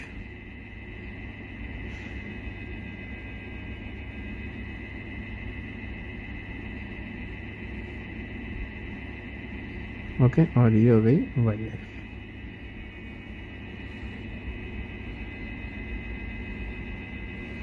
ठीक है, तो इसके दोनों तीर के निशान लगा दिए मैंने। यहाँ 0 1 2 3 4। ठीक है, और इधर -1 -2 -3, इधर 1 2 3 4। ठीक है, चलिए आप पहला बिंदु दर्शाते हैं। पहला बिंदु हमारे पास में कितना है 4,0, तो 4,0 बिंदु ये हो गया। ओके, और दूसरा बिंदु है 1,2 बिंदु। इन दोनों से गुजरने वाली लाइन बनानी हमने, तो इन दोनों से गुजरने वाली लाइन हमने ये बना दी।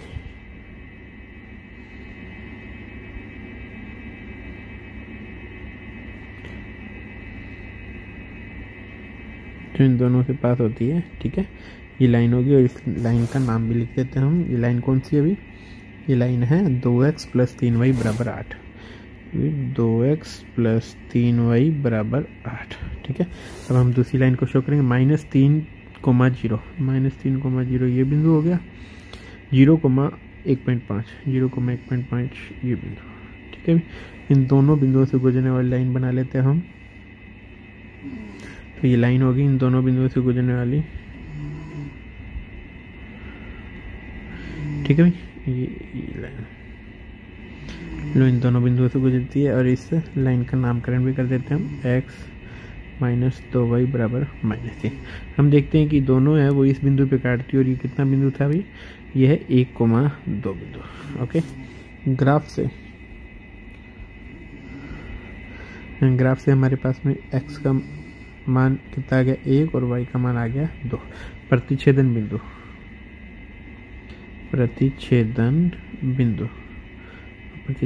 आया 1,2। ठीक है, यहाँ तीर के निशान लगा देते हैं इन लाइनों के। ये क्वेश्चन हमारा x का मान आ गया, y का मान आ गया।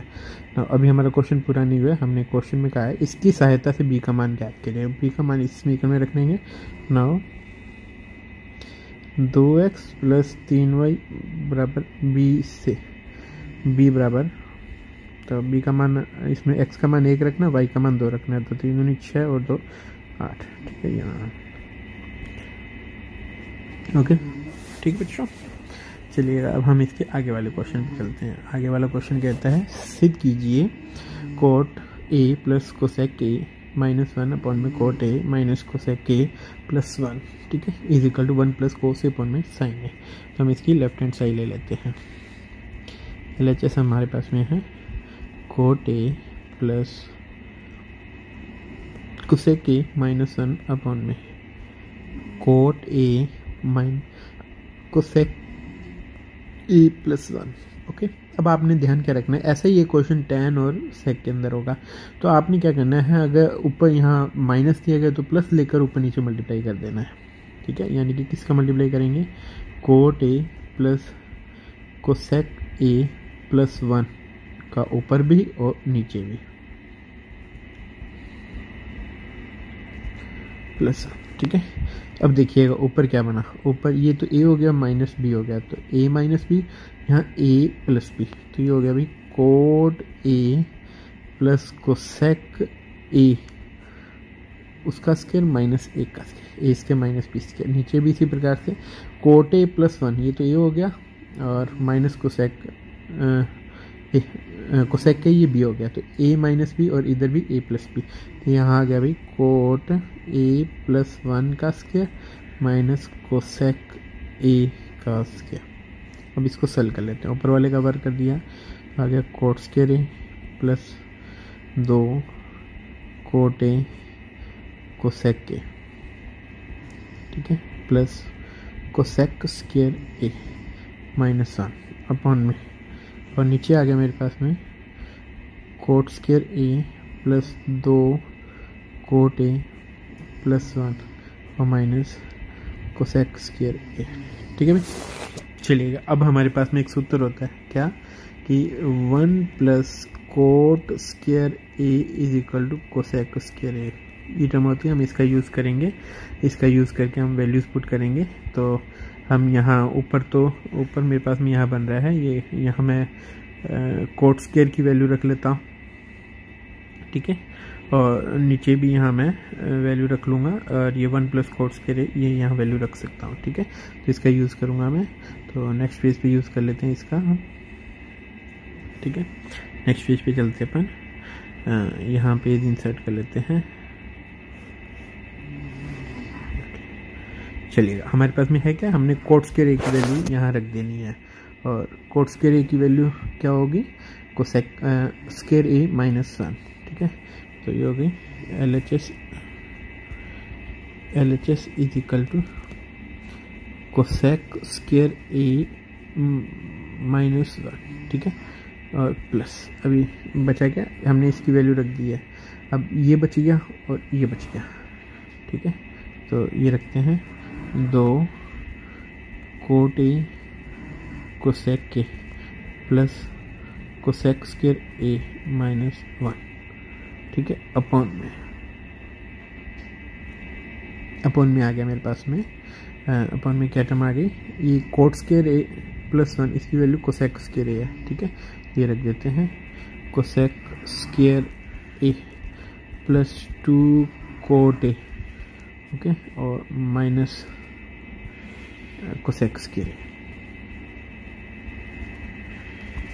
ठीक है, कोसेक स्क्वायर a से कोसेक स्क्वायर a कैंसिल हो गया, यहाँ कोसेक स्क्वायर a। ठीक है, ये देखिए कोसेक स्क्वायर a माइनस 1। ठीक है, तो अब ऊपर देखिएगा, ये हो गया भाई यहाँ ये 2 कोसेक स्क्वायर 2 ब्रैकेट में cosec square a minus 1 plus 2 cot a cosec a upon में 2 कोट a, और ये वापस कोट में लिख लेते हैं 2 cot square a plus 2 cot a cosec a upon में 2 कोट a। ठीक है, 2 कोट a ऊपर से कॉमन आ गया, तो यहाँ बचा कोट a, 2 कोट a तो कॉमन आया, यहाँ बचा cot a plus cosec a। ठीक है, अपॉन में 2 कोट a, ये कैंसिल हो गया इससे, ठीक है। और अभी हम कहते हैं LHS इज इक्वल टू, कोटे को मैं लिख सकता हूँ कोस ए बटा साइन ए, और प्लस इसे लिख सकता हूँ 1/sin ए। तो ये हो गया अभी साइन ए, एलसीएम आ गया मेरे पास में, और ये हो गया 1 + कोस ए, और यही हमारी राइट हैंड साइड है, हैंस प्रो, ठीक है। क्वेश्चन पूरा हुआ है। तो हमने यहाँ यूज़ किया था, चाहे आप कोट स्क्वायर की वैल्यू रखें, चाहे आप उसमें कोसेक स्क्वायर की वैल्यू रखें, बात नहीं की है। तो मैंने कोट की वैल्यू रखी थी कोसेक में, फिर वापस मेरे को उसको कोट स्क्वायर ए, कोसेक स्क्वायर ए -1 को कोट स्क्वायर ए लिखना पड़ा। चलो, तो हम इस प्रकार का एक 10 का क्वेश्चन है। हमने क्या ध्यान रखना है, यहाँ माइनस है तो प्लस लेके मल्टीप्लाई करना ऊपर नीचे, ठीक है भी। ओके, चलिए नेक्स्ट क्वेश्चन पे चलते अपन। एक राजमार्ग एक मीनार के नीचे से होकर गुजरता है। एक आदमी मीनार के शिखर से एक कार का अवनमन कोण 30 डिग्री देखता है। तो हम डायग्राम बना लेते हैं। ये हमारे पास में सपोज मीनार है, ठीक है।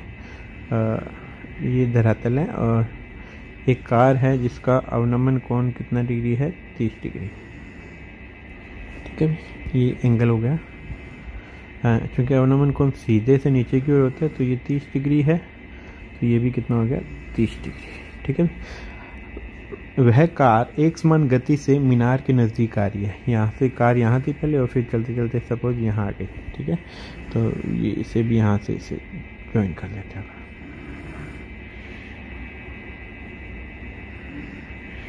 ठीक है। यहाँ आ गई, नामकरण दे देते हैं अपन। पहले ए ले लेते, ये ए ले लिया हमने, ये बी ले लिया, और ये सी ले लिया, और ये डी बिंदु ले लिया, ठीक है। तो 6 सेकंड पश्चात कार का अवनमन कोण 60 डिग्री हो जाता है, यानी कि यहाँ से लेकर यहाँ तक आने में 6 सेकंड लगे हैं, ठीक है। तो और ये अवनमन कोण 60 डिग्री हो गया, यानी कि ये पूरा 60 डिग्री। तो ये भी कितना हो गया, एक अंतर कोण होने के कारण ये भी आ गया 60 डिग्री, ठीक है। चलिएगा, माना हल शुरू करते हैं। तो पूछा गया कार कितने समय में मीनार के नीचे से गुजर जाएगी। तो कार मीनार के नीचे से यानी कि ए तक पहुंचने में लगा समय ज्ञात करना हमने। माना कार की चाल v किलोमीटर प्रति सेकंड, मीटर प्रति सेकंड में ले लेते हैं क्योंकि यहाँ सेकंड क्या है, मीटर प्रति सेकंड है, ठीक है। अतः BC क्या होता है, क्योंकि दूरी बराबर चाल इंटू समय, ठीक है। तो दूरी कितनी है, BC, और चाल हमने V मानी, और समय कितना है, 6 सेकंड। B से C तक आने में 6 सेकंड ले लेती है, तो BC का मान आ गया 6V। ये तो हो गई 6V दूरी, ओके। अब हमने क्या करना है, AD कॉमन है ना, और AB का मान निकालना है। तो मैं AB का मान X मान लेता हूँ, तो त्रिभुज लेता हूँ ABD में tan 60 डिग्री बराबर कितना होगा अभी, AD बटा AB। तो यहाँ से आगे tan 60 का मान √3 बराबर AD बटा AB का मान X, ठीक है। यहाँ से AD का मान आ गया √3x। अभी मैं एक त्रिभुज और लूँगा, वो कौन सा, ACD वाला, ठीक है। तो एक पेज इंसर्ट कर लेते हैं हम यहाँ। त्रिभुज कौन सा है अभी, ACD में, ठीक है। ACD में tan 30 डिग्री बराबर, अभी हम उसमें tan का मान लिख रहे हैं, तो tan 30 डिग्री, ये एंगल 30 डिग्री है, तो AD अपॉन में AC। तो tan 30 का मान 1/√3, AD का मान हमने निकाला था √3x, और AC का मान, AC यहाँ से लेकर यहाँ तक x + 6v, x + 6v, ठीक है। इधर चला गया तो x + 6v = 3x बना, और ये इधर आके ये हो गया 2x = 6v, यानी कि x का मान कितना आ गया 3v। ओके, x का मान 3v आया, यानी कि बिंदु B से A तक की दूरी। कार को यहाँ से लेकर यहाँ तक आने में कितना समय लगा था, 6 सेकेंड। तो यहाँ से लेकर यहाँ तक का समय निकालना हमने। तो B दूरी है मेरे पास में, ये B दूरी है। अतः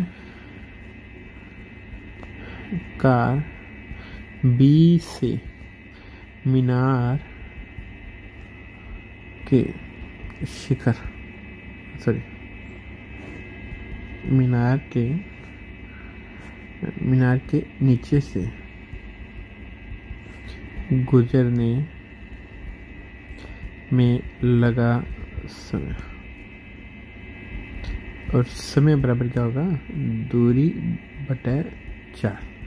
तो दूरी है कितनी, बी यानी कि 3v, और 4 है v यानी कि 3 सेकेंड। तो कुल समय कितना लगा भाई, एक तो 6 सेकेंड तो वो थे, प्लस 3 सेकेंड ये हो गए, तो ये हो गए 9 सेकेंड प्रारंभ से। ठीक है, प्रारंभ से लगा कुल समय, ये आंसर आएगा भाई। ठीक है, चलिए नेक्स्ट क्वेश्चन पे चलते हैं। उस त्रिभुज की माध्यिकाओं की लंबाई ज्ञात करो जिसके शीर्ष बिंदु 1, -1, 0, 4 और -5, 3 है। तो देखिएगा एक त्रिभुज है,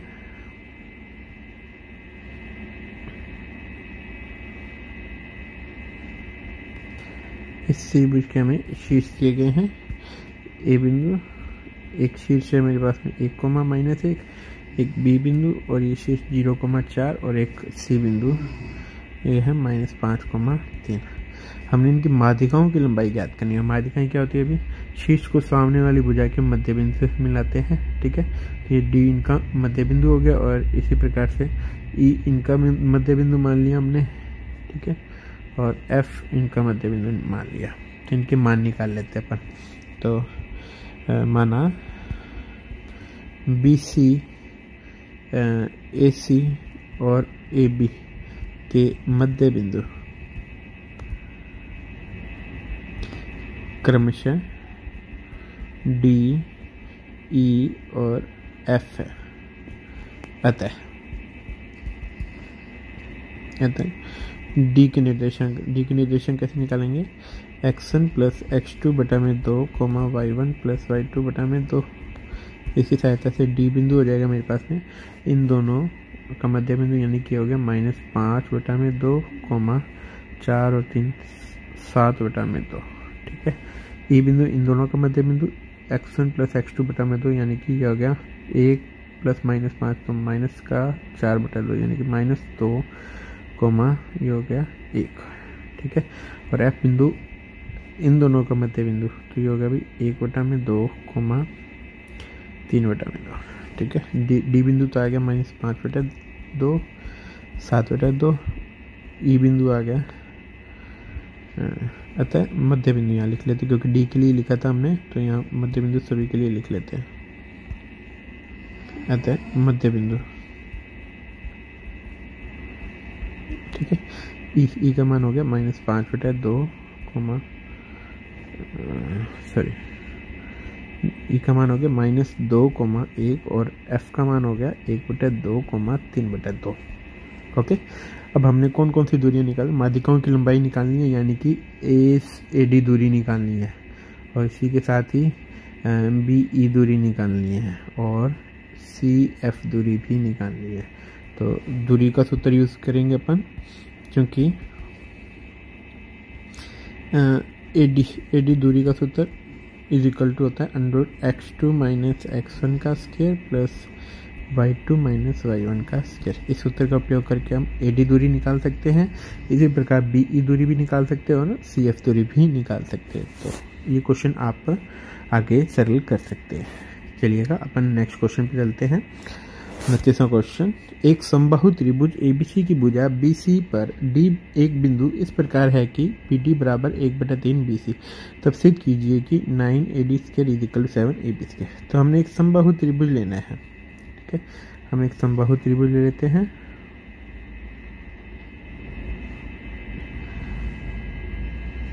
इसकी तीनों भुजाएं बराबर होती है। अभी इसकी एक भुजा है BC पर D बिंदु इस प्रकार है कि BD बराबर 1/3 BC। तो नाम दे देते हैं A, B और C। तो D बिंदु लेना है। D बिंदु है वो, D बिंदु इस प्रकार है कि BD है वो BC का 1/3 हो जाए, यानी कि D बिंदु लगभग यहाँ हो गया। ठीक है, इसके 3 पार्ट हो गए, ये D बिंदु हो गया। ओके, अभी आगे कहते हैं 9AD square is equal to 7AB square. तो AD स्क्वायर यानी कि A को D से ज्वाइन करना पड़ेगा हमें, A को हमने D से ज्वाइन कर दिया ये। तो 9AD square is equal to 7AB square ये लाना है। तो इसके लिए मैं ऐसा करता हूँ कि यहाँ से इस पर एक लंब डाल लेता हूँ। ओके, बस इतना काम ही करना है मैंने, क्वेश्चन सॉल्व हो जाएगा। ये इसका मध्य बिंदु आएगा क्योंकि ये एक समबाहु त्रिभुज है। ठीक है, ये एक समकोण त्रिभुज हो गया। ओके, माना हल शुरू करते हैं। माना AB is equal to x। Okay, ये हमने x मान ली, तो ये पूरी भी x होगी, इसलिए BE हो गई मेरे पास में x/2, क्योंकि ये मध्य बिंदु है इसका। ठीक है, समबाहु त्रिभुज में जो हम लंब डालते हैं वो भुजा के मध्य बिंदु पे काटता है। ठीक है, x/2। E का मान निकाल लेते हैं। तो क्योंकि कर्ण का स्क्वायर इज इक्वल टू आधार का स्क्वायर प्लस लंब का स्क्वायर। ठीक है, तो इसलिए कर्ण त्रिभुज, ये त्रिभुज लगा दिया हमने त्रिभुज ABE में।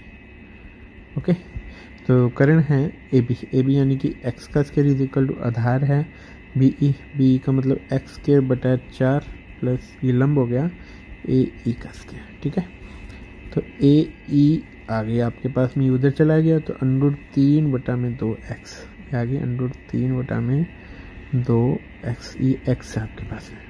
ठीक है, BD है वो कितना है, BC का 1/3 यानी कि x/3, ये x/3 हो गए। ठीक है, अभी यहाँ से लेकर यहाँ तक थी x/2, तो ना अपन DE निकालते हैं, क्योंकि DE is equal to BE minus BD। तो BE का मान अपने पास में है x/2 माइनस x/3, तो ये होगी x/6। ओके, अब मेरे पास में AD का मान आ जाएगा इस ट्रायंगल से। ओके, तो AD का मान निकाल लेता हूँ मैं अगले पेज पे, नेक्स्ट पेज पे चलते अपन। क्योंकि त्रिभुज कौन सा है, ADE में कर्ण का स्क्वायर बराबर आधार का स्क्वायर प्लस लंब का स्क्वायर। तो इसमें कर्ण कौन सा था, AD का स्क्वायर इज इक्वल टू आधार इसमें है DE का स्क्वायर प्लस, और लंब कितना है इसमें, लंब है AE। ठीक है, AE का स्क्वायर। अभी देखो AD का मान हम निकाल रहे हैं, D का मान x/6 और इसका मान √3/2। D का मान x/6 इसका वर्ग प्लस √3/2 x इसका वर्ग, ये आ गया AD का वर्ग। ठीक है, तो AD का वर्ग इज इक्वल टू ये हो गया x² प्लस 3x²/4। AD का स्क्वायर इज इक्वल टू 36 लघुत्तम ले लिया, x² प्लस ये कितने पे गया 9 पर, 9 हो गए 27x²। ठीक है, इसे सॉल्व कर लिया हमने। तो AD का स्क्वायर इज इक्वल टू ये हो गया 28 x²/36 कट गए भी। AD का स्क्वायर इज इक्वल टू ये हमारे पास में 7 की, ये हमने पहले तो हमने 4 की टेबल से काट दिया इसे, तो 7 चौक 28 और 9 चौक 36। ठीक है, 4 की टेबल से कट रहा है ये। 9AD square is equal to 7x²। अब चूंकि x है वो हमने AB मानी थी, ये BC और AC के भी बराबर है क्योंकि ये समबाहु त्रिभुज है। ठीक है, चलिए तो मैं इसको x को AB लिख ही सकता हूँ, AB का स्क्वायर, हैंस प्रूव, यही प्रूव करना था।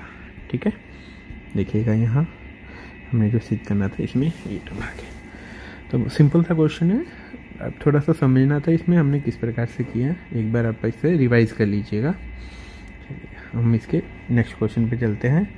नेक्स्ट क्वेश्चन में दिए गए चित्र में रेखाखंड AB का मध्य बिंदु M है। AM MB तथा AB को व्यास मानकर AB के A की ओर अर्धवृत्त खींचे गए हैं।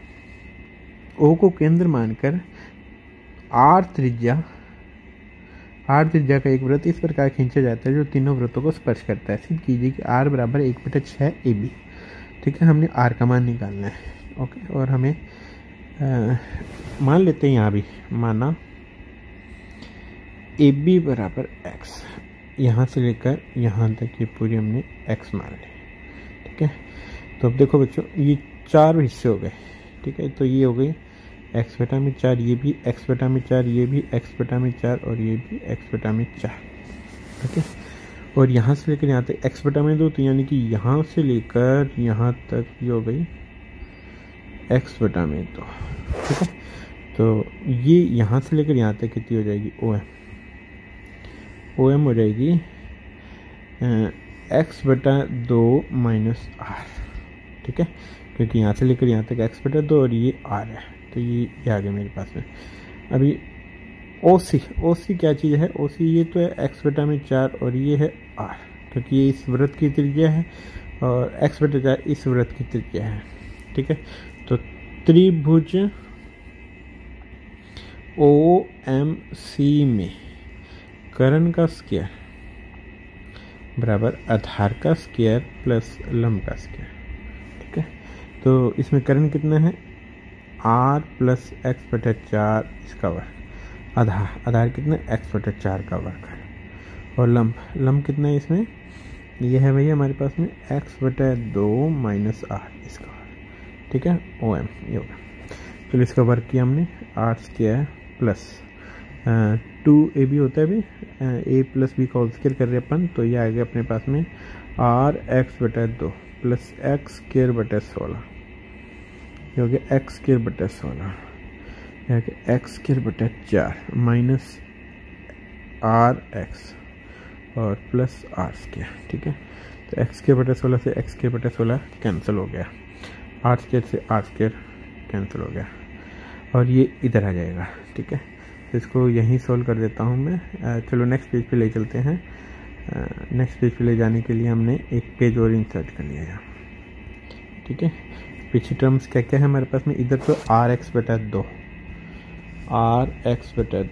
और बराबर में बचा है मेरे पास में x²/4 minus x²/4 minus rx, तो rx इधर आ गया, प्लस का हो गया ना, तो rx कॉमन आ गया, तो ये 3/2 बन जाएगा, x²/4, तो एक x से x कैंसिल हो गया और 2 से कैंसिल हो गया, 3r = x/2, या फिर हमारे पास में r = x/6 और x हमने AB माना था, तो 1/6 AB, हेंस प्रूफ, यही सत्यापित करना था हमने। ठीक है भाई, ये देखिएगा, हमने स्टार्टिंग में जो हमने सिद्ध करना था उसकी हेल्प लेते हैं हमने यहाँ स्टार्टिंग में AB को x मान लिया था, ताकि ये क्वेश्चन थोड़ा इजी हो जाए। ठीक है भी, हमने अथवा वाला पार्ट भी कर लिया इसके। चलिएगा, अब हम इसके नेक्स्ट क्वेश्चन पे चलते हैं। 30वां, निम्न बारंबारता बंटन का बहुलक ज्ञात कीजिए। तो बहुलक ज्ञात करने के लिए हमें सारणी में कुछ भी नया नहीं बनाना होता, हमें केवल बहुलक पर लिखना होता है। लिखेंगे क्योंकि सबसे अधिक बारंबारता 44 है, अतः बहुलक वर्ग कितना हो गया अभी, 40 से 55। ठीक है, तो अब हम क्या करेंगे, कुछ मान लिख लेते हैं। L का मान 40, ठीक है भी, और उसके बाद में F1 का मान 44, F0 का मान 20, F2 का मान 26। ठीक है, अब ये बहुलक का सूत्र लगाते हैं, बहुलक बराबर, और h का मान हमारे पास में यहाँ कितना है भी, h का मान है 15, L plus F1 minus F0 अपन में 2F1 minus F0 minus F2 into h। तो L का मान हमारे पास में है 40 प्लस F1 का मान 44 माइनस 20 बटा में 44 दूना 88 माइनस 20 माइनस 26 इंटू h का मान 15। इसे सरल कर लेते हैं, बहुलक बराबर 40 प्लस 44 में से 20 गए 24/88 में से 20 गए 68 और 68 में से 26 गए। 68 में से हमने 26 घटा देने हैं तो आ जाएगा मेरे पास में 42, ठीक है, इंटू 15। ओके, तो ये कट रहे हैं हमें 2 की टेबल से 2 के 6 की टेबल से कट रहे हैं, ठीक है। तो 6 चौका 24 और 7 चौक 42, तो ये हो गया अभी 40 प्लस 15 जो कि 60/7। 40 प्लस 60 में 7 का भाग दे दिया, 7 8 56, ठीक है। 4 बचे 0.7 35, ओके, फिर 5 हो गई 7 7 49, तो 7 आ गया, ठीक है। ये हो गया मेरे पास में 48.57, ठीक है बच्चों। ये हमारा चैप्टर ये हमारा मॉडल पेपर है वो पूरा हो चुका है, ठीक है। उम्मीद है आपको क्वेश्चन समझ में आए होंगे। आपने इसी प्रकार से क्वेश्चन करने हैं और इससे आप अधिक से अधिक अंक प्राप्त कर सकेंगे। धन्यवाद।